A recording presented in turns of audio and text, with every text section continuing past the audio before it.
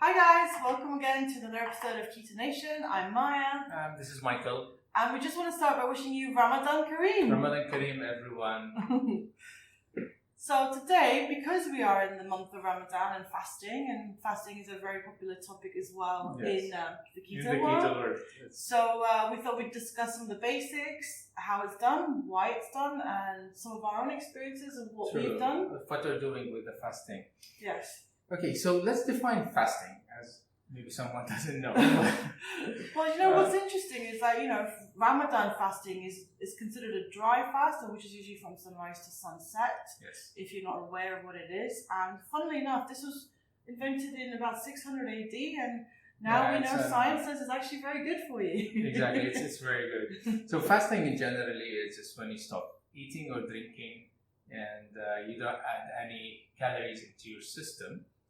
Some people goes to the 50 calories limit, which is like if you get, as you're below 50 calories, you should be still in fasted state. Personally, I prefer to go 0 calories, sticking for nothing.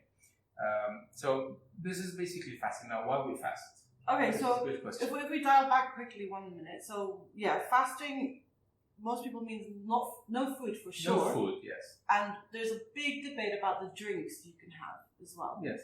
So before we actually go into the drinks, I guess what is intermittent fasting, Michael? If you want to explain. Now, as I said, fasting is stop eating or putting anything in your mouth, basically, aside from water. Then we have something called intermittent fasting. Now, intermittent fasting is when you start fasting in periods. So instead of eating every 2 to 3 hours, you're basically getting your food like at one meal, and then you stop eating for an extended term for, let's say, 6 hours, 8 hours, 12 hours, 16 hours, 18 hours, until you're hungry again, and then you take your second meal. Now, this is what we refer to as intermittent fasting, because within a 24-hour window. Within a 24 hours window, you're eating intermittently. You're not just keep on munching every couple of hours or every 2 hours. And it has some benefits. Yes. And should we go into it? Yeah, why don't you tell us what you think the benefits are? So, a lot of the arguments for intermittent fasting and why it works is because it keeps your insulin or blood sugar levels steady throughout the day. And even when you do eat, because you're not eating very often, the spikes are very little. And that can really help people who have insulin resistance problem. It improves their insulin sensitivity, which is a very important hormone in putting on weight and keeping weight off as well. And also leptin hormone is a hormone that tells you when you're full. And that sometimes is also messed up when you have been eating a lot of carbohydrates, a lot of food in general, and you have insulin resistance, and you just don't know anymore when you're full and you still feel hungry. That sensitivity also improves with intermittent fasting. Yes. The important thing to keep in mind is that once your insulin is in the blood, your body will not burn fat. Yes. I think this is one of the very important points about doing the intermittent fasting or fasting in general, is that you don't want that insulin flowing in your blood all the time. Yeah. Because the more control of insulin you have, the more chance you're giving your body to actually tap into that stored fat and start using it for energy. Yeah. Very good point. So that's why stay away from eating every couple of hours. That's not a good idea, actually, just to keep eating regularly, because that means you're keeping your insulin just going up, just keep spiking insulin, and insulin is a storage hormone. Yes. It gives the message to your body, store it. This is energy, store it. Put the sugar away. Just store it. Don't burn. So we need to keep that insulin away so that we get the chance for our body to start burning the fat we have on us. There's even further benefits, which we'll go into detail with extended fasting. Yes, we could go in more extended fasting. Yeah. Now, when we see intermittent fasting, and maybe this is a good tip for Ramadan as well, is that because Ramadan is I see it as an intermittent fasting. Yeah. You're sustaining from eating for around 16 to 18 hours, depends on which country are you in. And the time of year. The time of year. But now in UAE, this time of year, I think we are... it's like, what, 6 in the morning to about 6 p.m., 12 hours? So around 12 to 13 hours. Yeah. So when you're doing intermittent fasting, And when you're in ketosis, that makes it much easier because your body, you don't feel hungry because your body has the energy inside it. And you have the ketones actually running in your body. So that gives you the steady feeling. You won't feel hungry until your body really needs the energy. Absolutely. And that's a message you will get, like, yeah, I want to eat. And okay, that's the time to eat. That's actually, you're right. Like you said, the biggest benefit of being keto adapted, which is meaning your body's running on its own ketones or ketones you've taken in, you will not feel hungry. Your body feels satiated. Yeah, so the two go hand in hand, really. It is. It's actually much easier to do intermittent fasting while you are in ketosis. And this is a recommendation I'm giving to all my friends. Like, guys, if you want to get an easy Ramadan, be in keto. Yeah. It's it makes it easier. It makes you go very extended hours. And you don't feel so tired. You know, personally myself, the last meal I get was like 14 hours ago. And I'm still energetic, feeling okay. So you do IF, do you, Michael? That's something I regularly do. Yeah. I put it like between 3 to 4 times per week. That's my approach. So let's just go into some of the hours that people can do, or you know, what is popular to do, and maybe some terminologies as well. So the intermittent, like the IF, we call it IF. You see lots of people put IF in capitals. That refers to the intermittent fasting. Then you got OMAD. What is OMAD? Yeah, let's go with IF. There's IF, there's OMAD, there's TMAD, there's so many terminologies. But the IF usually goes like when you stop eating or you keep your window between 12 to 18 hours. That's what like the most general. That's what's recommended. That's what most recommended is that either you do every 12 hours a meal, or what I do, I go up to 18 hours without eating. So what does that look like for you? When do you have your first meal in the day? Yeah, for me, because of work, and this, I think you have to look. Everyone has to look into their schedule. And what works? What works. Maybe what works for me doesn't work for everyone. But I would do one of two alterations. One of them, I would skip breakfast. So I would go do my lunch and my dinner. Sometimes I would take my breakfast, I would take my lunch, and I would skip dinner. Oh, okay. So you mix it up. I mix it up. Depends on my exercise schedule. Depends on my work schedule. So it's flexible for me. I sometimes go no breakfast. Sometimes I go no dinner. And that's how, like, if you calculate it from, like, let's say from dinner until the next lunch, that's going to be around 16 to 18 hours. Easily. Yeah. Now, something very important is that how much do you eat when you're intermittent fasting? Yeah. Well, so, I mean, I also do IF. I've been doing keto for about 6 months now, and I've mixed it up in the way I do my IF or don't do IF, or sometimes I've done OMAD in the past. And now I've settled on something that I feel works for me, which is I have one big canister of bulletproof coffee about that size. I take it into work. Cool. I started drinking it about 11 to 12 in the morning, and that's it. That's me for food at work all day. And then I come home about 5:36, and then I'll have my one meal. It's a proper dinner with meat and vegetables and some fats and whatever. And that is the only major source of calories apart from my bulletproof coffee that I have. And I'm happy I'm done. And that works socially for me too, because sometimes you want to meet friends for dinner. Most of the outings are in the evening. Yeah, so again, that timing is a good one. And if I know that let's say I'm meeting someone at 8 p.m. for a meal, then I won't have my coffee until a bit later in the day. So I still have about 6-7 hour window for eating. Well, I think something very important to always keep in mind is that it is not about starvation. Intermittent fasting is not starvation. You need to eat enough. When you are in the eating window, which is, let's say, the 8 hours, 12 hours, depends on which protocol are you going with. You still get your calories. You need to eat enough. Yeah. You need to eat until you are really full.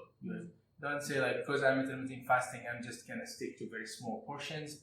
That won't work. You'll be starving your body, and that's not what that's not what intermittent fasting is all about. No. Actually, that brings me, a lot of people have this question, which is, so let's say my window is 6 hours. Within those 6 hours, can I break my meals into, across the 6 hours, rather than having just 2 meals in the 6 hours? Yeah, well, the 6 hours is the eating or the feeding window. I tend to feel more comfortable myself to do 2 big meals, and that's it. Yeah. So I do 1 meal when I break my intermittent fasting, and like 1 meal before I go back into fasting, and that's it. But I don't see a problem if people would like do 3 meals. But Yeah. it might be like too much food to eat in 2 settings or Yeah, 1 setting. exactly. So they might make it do like 3 meals, but as long as they're sticking within the feeding window, and that's it. Beyond that feeding window, no food. Yeah. Just make the calories. I don't want to just say about the calories too much, but I mean take enough food. Take food that makes you full And keeps lots you of going. fats, Bear in mind, has to keeps keep you going. Yes, yeah, exactly. If you feel like your 16 hours reach and now you're hungry in the middle of the way, that means you did not get enough food. You did not get enough energy when you were in the feeding window. And this is a very important point. Yeah, and I agree with you. I think you can. It's up to you if you want to snack within your eating window or break it apart. But just bear in mind that the original reason you're doing IF is to maintain low blood sugar for as long as possible or a steady level. Yes. So obviously, every time you eat, it's spiking. It's going to spike in. So just bear that in mind when you choose to eat. Right. So Ramadan is an intermittent fasting, and I started getting messages on the group asking, so how to do it? Like, is there any special things to keep in mind while in Ramadan? I just think, if you're doing intermittent fasting anyway, it's easy. Just do your iftar and your suhoor as your 2 eating windows. Perfect. Or if you want to, you can just have the 1 meal at iftar and fill up, and that's it, and then drink water for the rest of the time that you're awake. It's up to you. But again, as we keep saying, you can't have non-keto foods. Don't think it's a break. You're going to have to stick to keto, and it will help you. Yeah, it will help you. Keto will make Ramadan easier for you, that's for sure. Yeah, like people ask, well, can I have dates and this and that? Yeah. Yeah, I mean, I get it from a religious point of view. Yeah, I know maybe there's some religious point of view in there. But ideally you don't. It's very high sugar. It is high sugar. Maybe 1 date just to break the fast as a religious thing will not harm anybody. But I know it's not... I'm not into the religion here, but try to keep your food keto. Try to keep it high fat. Fat will help you. Fat and protein will help you to sustain more and will help you to actually feel full and feel energetic all the day. Suhoor might be a good chance to load up with some good fats. Absolutely. It's the chance to having maybe some eggs, some butter, lots of fatty foods, and don't forget the protein. That will help you to keep going. Yeah. And that makes it easier for the day. You'll not feel tired because you have all that energy coming in. Iftar, I think it's ideal to start with bone broth or something like light, with liquid, to start helping the body to just hydrate again, and from there they can go back into eating just keto food as regular. And please make sure you get your electrolytes in, because you can't eat for the rest of the day. So get you enough salt, potassium, etc. During the eating window, make sure you're taking your electrolytes, you're taking your salts, you're taking your potassium. We discussed that in a previous video. So make sure your electrolytes is covered properly while you're in the eating window. But otherwise it should sell smoothly for you. It should. Yeah. It should. So you mentioned something called OMAD. Yeah. What that stands for? So OMAD is 1 meal a day. And what that means is, again, sometimes there's confusion. You can't eat your meal in 5 minutes. So usually it works out about an hour's worth in a day where you actually eat food. And the rest of the day you don't. But that then brings me on to another interesting question, which is, what can you actually drink or ingest when you are fasting? When you're fasting. This is a good question. There's so many thoughts, there's so many schools of teaching about this. And you find conflicting stuff. And you find generally two schools. One which says that you should have actually 0 calories whatsoever. So you can stick into drinking water, maybe some herbal teas. Coffee is a debatable one anyways. So some people say caffeine might actually spike insulin even if there's no calories into it. Some people say no, it won't. I think it's a big debate. Everyone's different. And everybody is different. Some people will react to caffeine more than others. But generally that's it. And of course with the liquids you have to make sure you're taking your electrolytes, adding some salt, adding some magnesium. Those are allowed, by the way. Yeah, so this is one school of thought. The other school of thought, they go with, you know what? You can have some bone broth a little bit. Yeah, a little bit of fat. You might have some fat because fat doesn't have an insulin response that fast. So it goes, you can pick one of these two. Personally, I go with the first one, which is once I'm in the intermittent fasting, when I'm in the fasting stage, I just get liquids with 0 calories. Yeah. So that goes just water, tea, herbal teas. You don't want to risk, any kind of I don't risk spiking. anything else. Yeah. That's it. Yeah.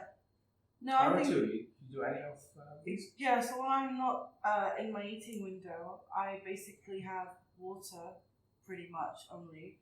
Maybe a black coffee if I'm quite tired at work, but generally I'm not a huge coffee drinker. Cool. And green tea. I have some green tea, unsweetened, nothing, no sweeteners, by the way, guys. No sweeteners. And that's it. That's pretty much all I stick to. And usually I get my electrolyte drinks because I do actually supplement. I will have it with my meal. I don't really have it otherwise. Okay. But you can do that. It's fine. Yeah, definitely. You can do it all the way. Some people even say something like Zevia is fine, but I don't. I wouldn't do it. No, everything can in packets. I always have I take it with a pinch of salt. Yeah, be wary of it. Yeah. Be aware. It's like anything industrial. I tend to go more natural as much. I'm with you, and I think my other thing, stevia actually does cause a lot of insulin response. It could for There's some studies people. coming out now. There's some people that yes, it might. So stay away as much as you can. Yeah, be natural. You'll hear us saying this all the time. Yeah. Go natural as much as you can. Yeah, I mean that's a whole other argument, but definitely. Well, the way we both approach it is that keto is about healing your body and making it the most healthy it can be. So. True. Yeah. So we covered the fasting, intermittent fasting, OMAD, but then you can actually take it beyond OMAD, right? You can go EF. Yes. So what is EF, Michael? Because you've done this, haven't you? I've done it recently. EF stands for extended fast. Yeah, extended fast usually goes when you go beyond the 24 hours window of fasting. Wow. Personally, I did 3 days or 72 hours of fasting. Well done. Kudos. No food. 72 hours, no intake of food whatsoever. Just, as I said, just liquids, just taking my water, just taking my teas, my herbal teas. Cinnamon tea was a very good support, actually. Okay. It's just like cinnamon in water. Yeah, it's just cinnamon mix. I get it ready mix for me. It really tastes very well, and it kept me alive. I don't know. It was good. But yes, 3 days of no food, no calories, 0 calories intake during the whole 3 days. Some people go even beyond 3 days. Now, why I picked 3 days? First of all, because this is my first real attempt of doing an extended fast, and as it goes with everything, don't try to do it don't just jump into it without preparing your body. If you're fat adapted, I've heard it's a lot easier. It's a lot easier, but still, even when you're fat adapted, it's better if you start teaching yourself to go with, let's say, intermittent fasting of 12 hours, then go for the 18 hours, then maybe try the OMAD for a few days. Just keep your body prepared and trained that don't just give it a sudden shock. I'm always against shocking your body too hard. No, I think that's a good It might increase your stress. It might keep you in an unhealthy mood. So why did you do it then? Okay, I did the extended fast for a very important reason, which is called autophagy. Okay, that's a long word. It's a long word. It's a very complicated. Autophagy means auto from self or like auto, and the other part of the word means to eat. So it's basically simply saying that we are getting our body to eat itself. It's a very thing. I don't know if it's a good concept. No, it's basically allowing your body to actually recycle all that proteins or all that parts in the body, especially the mitochondria. We don't want to go too much in the science, but just helping your body to actually recycle its unused parts inside it into producing energy. So that helps the body to cleanse. It helps it to get rid of all this unwanted, useless parts that. Like what? Usually, the some proteins, from like dead cells, some of the mitochondria that get actually not working. There's lots of parts of the body from the process of building and breaking down of the body. This is a natural process that happens all the time. Which is the side waste products. So there's lots of side products that will generate through that process, and not all of it get actually. The body doesn't get out of all of that. Some of it gets stuck between the cells. Some of it's still there. So this is a good chance to get the body to dig for this parts, because most of them are made of proteins, and your body needs it, right? They need the energy, so start digging there and start actually consuming that, and start helping your body to cleanse and remove it out, because there's no food coming from outside. So basically, you're saying that when you're busy digesting food, it doesn't have a chance to then do this. Exactly. No, it and doesn't. That's what you're trying to let it do. We're and not just eating. like activating this autophagy. Yeah. The research, there's lots of research is happening. One in 2016 got the Nobel Prize Wow. about the autophagy. That it will activate after abstaining from eating for at least 72 hours. Okay, so that's when it starts. So usually when you stop eating for 72 hours, that's where you start activating the autophagy to actually, or to increase it and make it really useful in the body. So in future you may do a longer one just to see. This is the plan, and if anyone following us in the group, hopefully maybe very soon we'll announce the next one. Yeah. And it's gonna be longer than 3 days. Wow. So get ready, guys. Let's go for the. No, for the I would challenge. like to try. I'd like to start with a 3-day one. I haven't done it yet. Yeah, try. If you're not tried before, don't try to attempt the very long ones. Just try shorter ones and then slowly start increasing the period. Hopefully we can reach to the challenge. And we have some good resources if you want to find out more. I mean, Jason Fung is the one that Jason Fung is a great speaker. He's a great doctor who actually discussed the intermittent fasting and fasting in general, and he recommends it. Yeah. So you can actually, maybe we can link his channel on the video. Yeah. People can actually check him out. Yeah. Okay, so let's say Ramadan Kareem to everybody. Yes, Ramadan Kareem again. Enjoy Ramadan. Enjoy your fasting, and if you're keto, you should enjoy it. Yeah, do it the keto way for sure. Guaranteed you're gonna enjoy it so much. Okay, so till next time, take care. Bye bye. And guys, please, if you like this video, hit the like button and subscribe to our channel to be kept informed of future episodes coming out. And if you have any feedback or comments, please leave them in this comment section below. Sure. Thanks. Thanks Bye. for watching. Bye bye.